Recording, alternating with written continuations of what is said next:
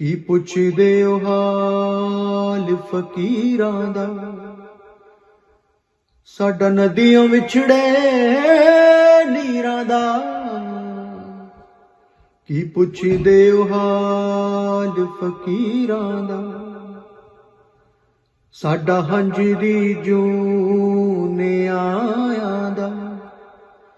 ਸਾਡਾ ਦਿਲ ਜਲਿਆ ਦਿਲਗੀਰਾਂ ਦਾ। ਕੀ ਪੁੱਛਦੇ ਓ ਹਾਲ ਫਕੀਰਾਂ ਦਾ। ਇਹ ਜਾਣਦੇ ਆ ਕੁਝ ਸ਼ੌਕ ਜਹੇ ਰੰਗਾਂ ਦਾ ਹੀ ਨਾ ਤਸਵੀਰਾਂ ਹੈ। ਜਦ ਹਟ ਗਏ ਅਸੀਂ ਇਸ਼ਕੇ ਦੀ, ਮੁੱਲ ਕਰ ਬੈਠੇ ਤਸਵੀਰਾਂ ਦਾ। ਕੀ ਪੁੱਛਦੇ ਓ ਹਾਲ ਫਕੀਰਾਂ ਦਾ, ਸਾਡਾ ਨਦੀਆਂ ਵਿਛੜੇ ਨੀਰਾਂ ਦਾ। ਸਾਨੂੰ ਲੱਖਾਂ ਦਾ ਤਨ ਲੱਭ ਗਿਆ, ਪਰ ਇੱਕ ਦਾ ਮਨ ਵੀ ਨਾ ਮਿਲਿਆ। ਕਿਆ ਲਿਖਿਆ ਕਿਸੇ ਮੁਕੱਦਰ ਸੀ, ਹੱਥਾਂ ਦੀਆਂ ਚਾਰ ਲਕੀਰਾਂ ਦਾ। ਲਾਭ ਸਿੰਘ ਨੰਬਰਦਾਰ ਸਾਡੇ ਪਿੰਡ ਦੇ ਹੁੰਦੇ ਨੇ, ਸਰੰਗੀਆਂ ਨਾਗਰਾ ਦੇ। ਉਹਨਾਂ ਨੇ ਇਹ ਕੁਟੀਆ ਜਾਂ ਚਾਰਦੁਆਰੀ ਛੋਟੀ ਜਿਹੀ ਬਣਾਈ ਸੀ। ਇਹਦੀ ਵਜ੍ਹਾ ਤਸਮੀਆ ਇਹ ਸੀ ਕਿ ਉਹਨਾਂ ਦੇ ਇੱਕ ਬੇਟਾ ਸੀ ਮੰਗਲ ਸਿੰਘ, ਜਿਨ੍ਹਾਂ ਨੂੰ ਟੀਬੀ ਹੋ ਗਈ। ਤੇ ਉਸ ਜ਼ਮਾਨੇ 'ਚ ਟੀਬੀ ਨੂੰ ਬੜਾ ਖਤਰਨਾਕ ਮਰਜ਼ ਸਮਝਿਆ ਜਾਂਦਾ ਸੀ, ਤੇ ਉਹ ਲੋਕਾਂ ਤੋਂ ਉਹਨਾਂ ਨੂੰ ਸੈਪਰੇਟ ਕਰ ਦਿੱਤਾ ਜਾਂਦਾ ਸੀ ਔਰ ਲਾ ਇਲਾਜ ਸੀ ਮਰਜ਼। ਲੇਕਿਨ ਉਹਨਾਂ ਆਪਣੇ ਮੁਹੱਬਤ, ਬੇਟੇ ਦੀ ਮੁਹੱਬਤ ਦੇ ਵਿੱਚ ਉਹਨਾਂ ਕੋਲ ਬਰਦਾਸ਼ਤ ਨਾ ਹੋਇਆ ਕਿ ਇਹਨਾਂ ਨੂੰ ਇਸ ਤਰ੍ਹਾਂ ਹੀ ਛੱਡ ਦਿੱਤਾ ਜਾਏ। ਉਹਨਾਂ ਇਹ ਚਾਰਦੁਆਰੀ ਕੱਢ ਕੇ ਇੱਕ ਇਹ ਛੋਟਾ ਪਿੱਛੇ ਨਜ਼ਰ ਆ ਰਿਹਾ ਕਮਰਾ, ਛੋਟਾ ਜਿਹਾ ਇੱਕ ਇਹ ਕਮਰਾ ਬਣਾਇਆ, ਤੇ ਇੱਕ ਇੱਥੇ ਹੁੰਦਾ ਸੀ ਕਮਰਾ ਸਪੈਸ਼ ਵੀ ਉਹਨਾਂ ਵਾਸਤੇ। ਇਹ ਜਿਹੜਾ ਹੁਣ ਢੱਠ ਗਿਆ, ਉਹ ਢੱਠ ਗਿਆ। ਇੱਥੇ ਬੜਾ ਅੱਛਾ ਇੱਕ ਕਮਰਾ ਸੀ, ਉਹ ਉਹਨਾਂ ਬਣਾਇਆ ਔਰ ਉਹਨਾਂ ਨੂੰ ਇੱਥੇ ਰੱਖਿਆ। ਔਰ ਇਲਾਜ ਵਾਸਤੇ ਇੰਡੀਆ ਦਿੱਲੀ ਤੋਂ ਇੱਕ ਹਕੀਮ ਸਾਹਿਬ ਆਏ, ਔਰ ਉਹਨਾਂ ਨੇ ਉਹਨਾਂ ਦਾ ਕਾਫੀ ਦੇਰ ਇਲਾਜ ਕੀਤਾ। ਲੇਕਿਨ ਉਹ ਜਾਨਬਰ ਨਹੀਂ ਹੋ ਸਕੇ ਔਰ ਬਾਅਦ ਚੋਂ ਵਫਾਤ ਪਾ ਗਏ। ਲੇਕਿਨ ਉਹ ਕਾਫੀ ਦੇਰ ਇੱਥੇ ਰਹੇ। ਉਹ ਜਿਹੜੇ ਸੰਤ ਸਾਹਿਬ ਬਾਅਦ ਚ ਇੱਥੇ ਆਏ, ਉਹ ਕਾਫੀ ਦੇਰ ਇੱਥੇ ਫਿਰ ਰਹਿੰਦੇ ਰਹੇ, ਲੇਕਿਨ ਉਸ ਤੋਂ ਬਾਅਦ ਫਿਰ ਉਹ ਚਲੇ ਗਏ। ਤੇ ਇਹ ਜਿਹੜਾ ਕੁਟੀਆ ਸਾਰਾ ਇਹ ਲਾਭ ਸਿੰਘ ਨੇ ਆਪਣੇ ਬੇਟੇ ਦੀ ਕਹਿ ਲਓ ਕਿ ਇੱਕ ਮੁਹੱਬਤ ਦੇ ਵਿੱਚ ਉਹਨਾਂ ਨੂੰ ਕਿ ਜ਼ਿੰਦਗੀ ਨਵੀਂ ਦੇਣ ਦੀ ਕੋਸ਼ਿਸ਼ ਕੀਤੀ, ਲੇਕਿਨ ਉਹ ਕਾਮਯਾਬ ਤੇ ਨਾ ਹੋ ਸਕੇ। ਲੇਕਿਨ ਉਹਨਾਂ ਦੀਆਂ ਯਾਦਾਂ ਅੱਜ ਵੀ 75 ਸਾਲ ਬਾਅਦ ਵੀ ਜਨਾਬ ਇੱਥੇ ਵਿਕਰੀਆਂ ਨੇ। ਪਰ ਇਹ ਸਾਰੀ ਚਾਰਦੁਆਰੀ ਜਿਹੜੀ ਤੁਹਾਨੂੰ ਨਜ਼ਰ ਆ ਰਹੀ ਹੈ, ਪਿੱਛੇ ਕੁਟੀਆ ਨਜ਼ਰ ਆ ਰਿਹਾ, ਔਰ ਇਹ ਸਾਰਾ ਐਜ਼ ਇਟ ਇਜ਼ ਉਸ ਤਰ੍ਹਾਂ ਦਾ ਹੀ ਹੈ ਜਿਹੜਾ ਕਿ 75 ਸਾਲ ਪਹਿਲਾਂ ਉਹਨਾਂ ਇਹਨੂੰ ਬਣਾਇਆ ਸੀ। ਔਰ ਸਰ ਜੀ ਇਹਨੂੰ ਸੰਤਾਂ ਦੀ ਕੁਟੀਆ ਵੀ ਕਿਹਾ ਗਿਆ, ਬਾਅਦ ਚ ਕੋਈ ਸੰਤ ਵੀ ਇੱਥੇ ਆਉਂਦੇ ਸਨ। ਸੰਤ ਵੀ ਆਉਂਦੇ ਹਨ, ਜਿਹੜਾ ਮੈਂ ਦੱਸਿਆ ਕਿ ਉਹ ਇਲਾਜ ਵਾਸਤੇ ਉਹਨਾਂ ਦਿੱਲੀ ਤੋਂ ਸੰਤ ਬੁਲਾਏ ਸਨ, ਜਿਨ੍ਹਾਂ ਦਾ ਨਾਂ ਸ਼ਾਇਦ ਫੌਜਾ ਸਿੰਘ ਜਾਂ ਗੁੱਜਰ ਸਿੰਘ ਸੀ, ਇੰਜ ਕਰਕੇ ਉਹਨਾਂ ਦਾ ਨਾਂ ਸੀ, ਜਿਹੜੇ ਇੱਥੇ ਕਾਫੀ ਦੇਰ। ਲੇਕਿਨ ਬਾਅਦ ਚ ਵੀ ਦੋ ਆਉਂਦੇ ਰਹੇ, ਤੇ ਜਦੋਂ ਫਿਰ ਪਾਰਟੀਸ਼ਨ ਹੋਈ ਉਹ ਇੱਥੋਂ ਚਲੇ ਗਏ। ਜੀ ਆਪਣਾ ਇੱਕ ਬਹੁਤ ਬੜਾ ਖੂਹ ਸੀ, ਤਾਰੀਖੀ ਜਗ੍ਹਾ, ਮਤਲਬ ਹੈ ਪਾਣੀ ਲੱਗਦਾ ਸੀ ਪੌਦਿਆਂ ਨੂੰ ਵੀ ਤੇ ਬਾਹਰ ਵੀ ਜ਼ਮੀਨ ਨੂੰ ਵੀ ਪਾਣੀ ਲੱਗਦਾ ਸੀ। ਤਕਦੀਰ ਤਾਂ ਆਪਣੀ ਸੌਕਣ ਸੀ, ਤਦਬੀਰਾਂ ਸਾਥੋਂ ਨਾ ਹੋਈਆਂ। ਨਾ ਚੰਗ ਛੁੱਟਿਆ ਨਾ ਕੰਨ ਪਾਟੇ, ਝੁੰਡ ਲੰਘ ਗਿਆ ਇੰਜ ਹੀਰਾਂ ਦਾ। ਕੀ ਪੁੱਛਦੇ ਓ ਹਾਲ ਫਕੀਰਾਂ ਦਾ, ਸਾਡਾ ਨਦੀਆਂ ਵਿਛੜੇ ਨੀਰਾਂ ਦਾ।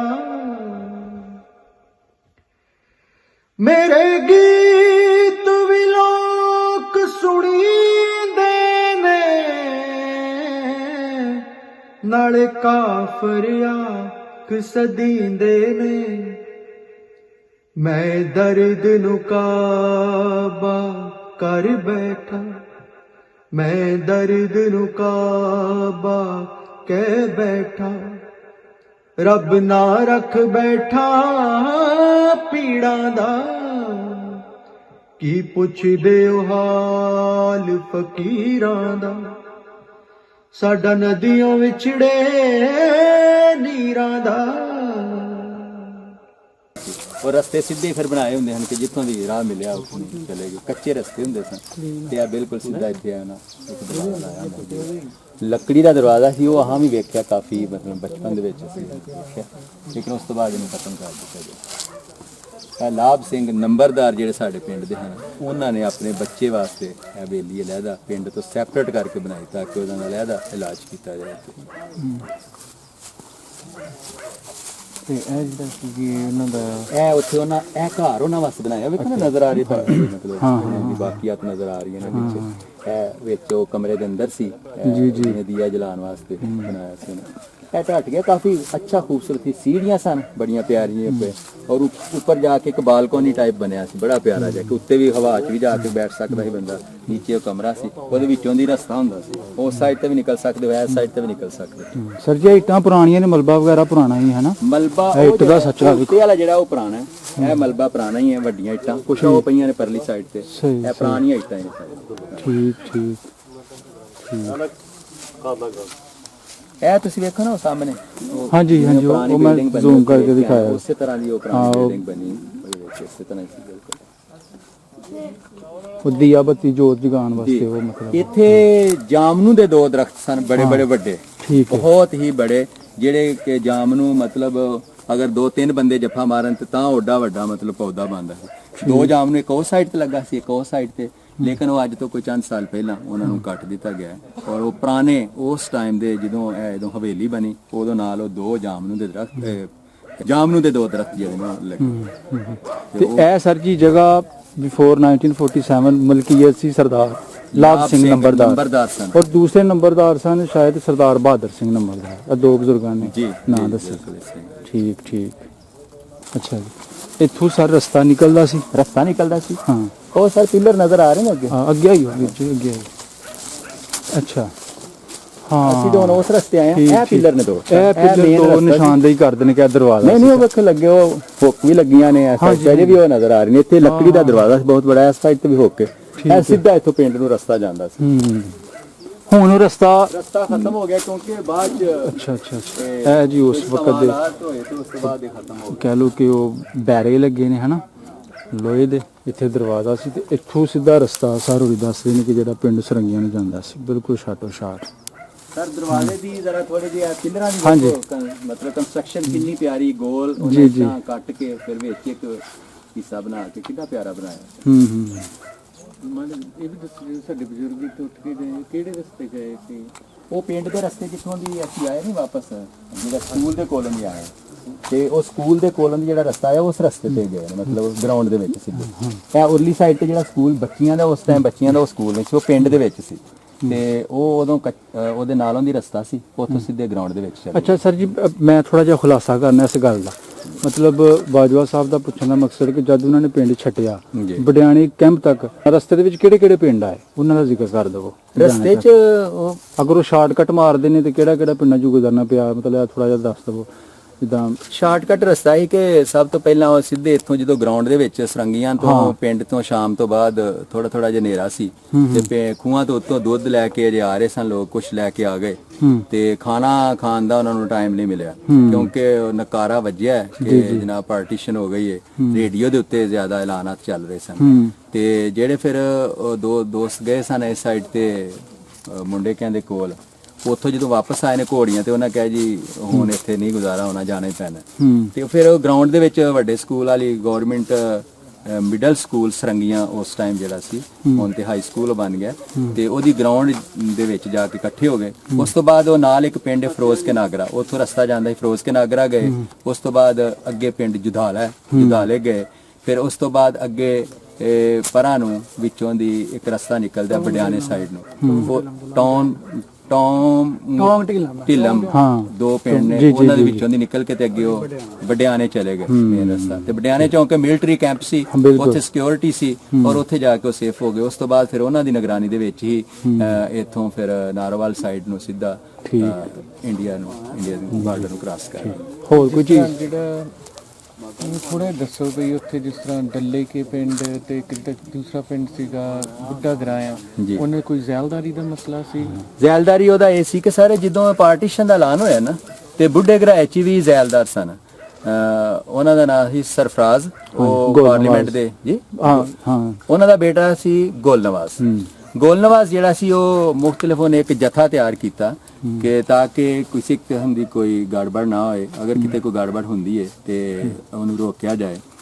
ਇਹ ਜਿਹੜਾ ਡੱਲੇਕਿਆਂ ਵਾਲੀ ਗੱਲ ਹੋਈ ਹੈ, ਜਦੋਂ ਉਹ ਬੁੱਢੇ ਘਰਾਏ ਤੇ ਡੱਲੇਕਿਆਂ ਵਾਲਾ ਇੱਕ ਰੋਡ ਦੇ ਉੱਤੇ ਪਿੰਡ ਨੇ ਦੋਵੇਂ। ਡੱਲੇਕੀ ਤੋਂ ਅੱਗੇ ਥੋੜੀ ਦੇਰ ਅੱਗੇ ਥੋੜੇ 5-6 ਕਿਲੋਮੀਟਰ ਦੇ ਫਾਸਲੇ ਤੇ ਇਹ ਬੁੱਢਾ ਘਰਾਇਆ, ਕਿਉਂਕਿ ਬੁੱਢਾ ਘਰਾਇਆ ਉਹਨਾਂ ਦਾ ਵੀ ਜ਼ੈਲਦਾਰ ਸਨ। ਉਹਨਾਂ ਫਿਰ ਉਹ ਜਥੇ ਦੀ ਸ਼ਕਲ 'ਚ ਜਦੋਂ ਉੱਥੋਂ ਪਾਰਟੀਸ਼ਨ ਦੇ ਐਲਾਨ ਹੋਣ ਤੋਂ ਬਾਅਦ ਉਹ ਨਹੀਂ ਉੱਥੋਂ ਦੇ ਜਿਹੜੇ ਸਰਦਾਰ ਸਨ ਉਹ ਨਿਕਲੇ ਤੇ ਉਹ ਫਿਰ ਉੱਥੇ ਆਏ। ਉੱਥੇ ਉਹਨਾਂ ਦੀ ਹਲਕੀ ਫੁਲਕੀ ਕੋਈ ਝੜਪ ਹੋਈ, ਜਿਸ ਤਰ੍ਹਾਂ ਕਿ ਮੈਂ ਦੱਸਿਆ ਕਿ ਘੋੜੀਆਂ ਤੇ ਲੋਕ ਸਾਈਡਾਂ ਤੋਂ ਗਏ ਸਨ ਪਿੰਡਾਂ 'ਚੋਂ। ਉਹਨਾਂ ਵੇਖਿਆ ਕਿ ਸਾਡੇ ਜਿਹੜੇ ਮੇਨ ਮਤਲਬ ਬੰਦੇ ਨੇ ਡੱਲੇਕਿਆਂ ਵਾਲੇ ਉਹ ਸਰਵਾਈਵ ਨਹੀਂ ਕਰ ਸਕੇ ਤੇ ਲਿਹਾਜ਼ਾ ਉਹਨੇ ਇੱਥੋਂ ਜਾਣਾ ਪੈਣਾ। ਉਹ ਫਿਰ ਉਸ ਤੋਂ ਬਾਅਦ ਉਹਨੂੰ ਡੱਲੇਕਿਆਂ ਨੂੰ ਗੁਲ ਨਵਾਜ਼ ਹਰਾਂ ਨੇ ਫਤਹ ਕਹਿ ਲਿਆ, ਦੂਸਰੇ ਲਫ਼ਜ਼ ਵੀ ਕਰ ਲਿਆ ਤੇ ਦੂਸਰੇ ਲੋਕਾਂ ਨੂੰ ਫਿਰ ਵਾਪਸ ਜਾਣਾ ਪਿਆ। ਇਹ ਘੋੜੀਆਂ ਤੇ ਬੈਠ ਕੇ ਜਿਹੜੇ ਲੜਕੇ ਸਾਡੇ ਪਿੰਡ ਦੇ ਸਿੱਖ ਨੌਜਵਾਨ ਗਏ ਸਨ, ਸਾਈਡਾਂ ਤੇ ਖੜੇ ਸਨ, ਪਿੰਡ 'ਚ ਤੇ ਨਹੀਂ ਸਨ ਗਏ। ਤੇ ਇਹਨਾਂ ਵੇਖਿਆ ਜਦੋਂ ਕਿ ਉਹ ਪਿੰਡ ਦਾ ਮਤਲਬ ਫਤਹ ਹੋ ਗਈ ਹੈ, ਹੁਣ ਨਹੀਂ ਇੱਥੇ ਸਾਡਾ ਰਹਿਣ, ਉਹ ਵਾਪਸ ਫਿਰ ਆਏ ਨੇ। ਉਹਨਾਂ ਆਣ ਕੇ ਦੱਸਿਆ ਉਸ ਟਾਈਮ ਸ਼ਾਮ ਦਾ ਟਾਈਮ ਸੀ ਤਕਰੀਬਨ, ਤੇ ਲੋਕਾਂ ਖਾਣਾ ਜਿਹੜਾ ਪੱਕਿਆ ਸੀ ਉਹ ਵੀ ਛੱਡ ਦਿੱਤਾ, ਡੰਗਰ ਜਿੱਥੇ ਜਿੱਥੇ ਵੱਜੇ ਸਨ ਉੱਥੇ ਰਹਿ ਗਏ, ਜਿਹੜੀ ਕੋਈ ਚੀਜ਼ ਦੁੱਧ ਕਾੜਨੀਆਂ 'ਚ ਰਹਿ ਗਿਆ, ਸਾਲਨ ਹਾਂਡੀਆਂ 'ਚ ਰਹਿ ਗਿਆ, ਤੇ ਜਨਾਬ ਮਈਆਂ ਬੱਚੀਆਂ ਬੱਕਰੀਆਂ ਤਵਿਆਂ ਤੇ ਰੋਟੀਆਂ ਰਹਿ ਗਈਆਂ। ਤੇ ਲੋਕ ਜਿਹੜੇ ਨੇ ਉਹ ਆਪਣੀ ਜਾਨ ਬਚਾ ਕੇ ਤੇ ਫੌਰੀ ਤੌਰ ਤੇ ਜੀ ਬਾਕੀ ਬਾਜਵਾ ਸਾਹਿਬ ਇਹ ਗੱਲ ਹਕੀਕਤ ਹੈ, ਕਿਉਂਕਿ ਮੇਰਾ ਆਪਣਾ ਬਹੁਤ ਵਿਜ਼ਿਟ ਹੈ ਸਪੈਸ਼ਲੀ ਡਿਸਟ੍ਰਿਕਟ ਸਿਆਲਕੋਟ ਦੀਆਂ ਜਿਹੜੀਆਂ ਚਾਰੇ ਤਹਿਸੀਲਾਂ ਨੇ, ਤੇ ਉਹਨਾਂ ਬਜ਼ੁਰਗਾਂ ਨੇ ਗਵਾਹੀ ਭਰੀ, ਹੁੰਗਾਰਾ ਭਰਿਆ ਇਸ ਚੀਜ਼ ਤੇ ਕਿ ਬੇਸਿਕ ਜਿਹੜਾ ਡੱਲੇਕੀ ਦੇ ਜਿਹੜੇ ਸਰਦਾਰ ਸਨ ਔਰ ਬੁੱਢੇ ਘਰਾਏ ਦੇ ਜਿਹੜੇ ਜੈਲਦਾਰ ਸਨ, ਅਸਰ ਰੌਲਾ ਜੈਲਦਾਰੀ ਦਾ ਸੀ, ਕੁਰਸੀ ਦਾ ਸੀ। ਇੱਕ ਸੀਜ਼ਨ ਉਹਨਾਂ ਕੋਲ ਰਹਿੰਦਾ ਸੀ, ਮਤਲਬ ਜੈਲਦਾਰੀ ਇੱਕ ਸੀਜ਼ਨ ਉਹਨਾਂ ਕੋਲ ਰਹਿੰਦੀ ਸੀ, ਤੇ ਕਿਤੇ ਨਾ ਕਿਤੇ ਆਪਸ ਇਹਨਾਂ ਦੀ ਖੈਮ ਖੈ ਸੀ। ਫਿਰ ਉਹ 47 ਦੀ ਆੜ ਦੇ ਵਿੱਚ ਨਾ ਫਿਰ ਸਾਰੇ ਤੇ ਹਾਂ, ਤੇ ਇੱਕ ਚੀਜ਼ ਮਤਲਬ ਕਹ ਲਓ ਕਿ ਜਿਹੜਾ ਮੇਰਾ ਆਪਣਾ ਤਜਜ਼ੀਆ ਵੇ ਇਸ ਚੀਜ਼ ਤੇ, ਕਿ ਮੈਂ ਜੋ ਇਹਦੇ ਵਿੱਚ ਬਜ਼ੁਰਗਾਂ ਦੀਆਂ ਗੱਲਾਂ ਤੋਂ ਗੱਲ ਲਈ ਹੈ ਕਿ ਸਭ ਤੋਂ ਪਹਿਲੇ ਡੱਲੇ ਕੀ ਅੱਗ ਭੜਕੀ ਐਸੇ ਇਹ ਅੱਗ ਫਿਰ ਤਕਰੀਬਨ ਤਹਿਸੀਲ ਡਸਕਾ ਦੇ ਕੁਝ ਪਿੰਡ ਦੀ ਜ਼ਦ ਚ ਆਏ, ਤਹਿਸੀਲ ਪਸਰੂਰ ਤੇ ਆਈ ਹੀ ਆਈ, ਬਲਕਿ ਨਾਰੋਵਾਲ ਤੱਕ ਅੱਗ ਫੈਲੀ। ਯਾਨੀ ਕਿ ਫਿਰ ਇੱਥੋਂ ਕਰਕੇ ਨਾ ਜਿਹੜੇ ਲੋਕ ਇੱਕ ਦੂਸਰੇ ਦਾ ਪਾਣੀ ਭਰਦੇ ਸਨ, ਇੰਨਾ ਭਰਾਪਾ ਸੀ, ਉਹਨਾਂ ਨੂੰ ਮੁਸਲਮ ਕਹਿ ਕੇ, ਉਹਨਾਂ ਨੂੰ ਸਿੱਖ ਕਹਿ ਕੇ, ਉਹ ਤੁਸੀਂ ਮੁਸਲਮਾਨ, ਮਤਲਬ ਫਿਰ ਉਹ ਇਹ ਚੀਜ਼ਾਂ ਨਾ ਮਤਲਬ ਸਾਡੇ ਪਿੰਡ ਦੇ ਵੀ ਕੁਝ ਫੈਮਿਲੀ ਸੀ ਜਿਨ੍ਹਾਂ ਦੀਆਂ 2 ਬੱਚੀਆਂ ਸਨ ਤੇ 3 ਭਾਈ ਸਨ। ਸਾਡਾ ਨਾਲ ਇੱਕ ਛੋਟਾ ਜਿਹਾ ਪਿੰਡ ਹੈ ਕਸਵਾਲੇ ਦੇ ਨਾਲ ਸ਼ੇਖੂਪੁਰਾ, ਉੱਥੇ ਸਾਡੇ ਇੱਕ ਅਜ਼ੀਜ਼ ਨੇ ਜਿਹੜੇ ਤਾਇਆ ਸੁਲਤਾਨ ਸਾਹਿਬ ਨੇ ਉਹਨਾਂ ਨੂੰ ਦੱਸਿਆ, ਉਹਨਾਂ ਦੇ ਸੁਸਰ ਸਾਹਿਬ ਨੇ, ਤੇ ਉਹਨਾਂ ਦਾ ਪਿੰਡ ਦੇ ਵਿੱਚ ਅੱਛਾ ਰੋਬ ਦਬਦਬਾ ਸੀ। ਤੇ ਇੱਥੋਂ ਫਿਰ 3 ਭਾਈ ਤੇ ਉਹਨਾਂ ਦੀ 2 ਸਿਸਟਰਾਂ, ਉਹਨਾਂ ਦੀ ਵਾਈਫ ਵਗੈਰਾ, ਉਹ ਪਨਾਹ ਲੈ ਕੇ ਉਹਨਾਂ ਦੇ ਕੋਲ ਚਲੇ ਗਏ। ਤੇ ਉਹਨਾਂ ਨੇ ਫਿਰ ਉਹਨਾਂ ਨੂੰ ਉੱਥੇ ਲੋਕਾਂ ਨੇ ਕੋਸ਼ਿਸ਼ ਕੀਤੀ ਕਿ ਉਹਨਾਂ ਨੂੰ ਕੋਈ ਨੁਕਸਾਨ ਪਹੁੰਚਾਇਆ ਜਾਏ, ਲੇਕਿਨ ਉਹਨਾਂ ਕਿਹਾ ਕਿ ਨਹੀਂ, ਤੁਸੀਂ ਸਾਡੀ ਮਤਲਬ ਇੱਕ ਕਸਟਡੀ 'ਚ ਨੇ ਤੇ ਇਹ ਤੁਸੀਂ ਇਹਨਾਂ ਨੂੰ ਕੋਈ ਨੁਕਸਾਨ ਨਹੀਂ ਪਹੁੰਚਾ ਸਕਦੇ। ਉਹਨਾਂ ਨੇ ਫਿਰ ਉਹਨਾਂ ਬਾਕਾਇਦਾ ਡਸਕੇ ਕੈਂਪ ਦੇ ਵਿੱਚ ਉਹਨਾਂ ਉੱਥੇ ਸ਼ਿਫਟ ਕੀਤਾ। ਡਸਕੇ ਜਿਹੜਾ ਮਿਲਟਰੀ ਦਾ ਕੈਂਪ ਸੀ, ਉਹ ਭਾਈ ਹਰੀ ਜਿਹੜੇ ਨੇ, ਅੱਲਾ ਬਖਸ਼ ਉਹਨਾਂ ਦਾ ਨਾਮ ਹੈ, ਉਹਨਾਂ ਨੇ ਆਪਣੀ ਨਿਗਰਾਨੀ 'ਚ ਆਪਣੇ 2 ਦੋਸਤਾਂ ਨਾਲ ਲਿਆ ਤੇ ਉਹਨਾਂ ਨੂੰ ਬਾਕਾਇਦਾ ਉੱਥੇ ਆਪਣੀ ਸੇਫਟੀ ਦੇ ਉੱਤੇ ਸ਼ਿਫਟ ਕੀਤਾ। ਤੋਂ ਬਖੈਰ ਹੋਈਅਤ ਫਿਰ ਆਪਣੇ ਇੰਡੀਆ ਚਲੇ ਗਏ। ਜੀ ਥੈਂਕ ਯੂ।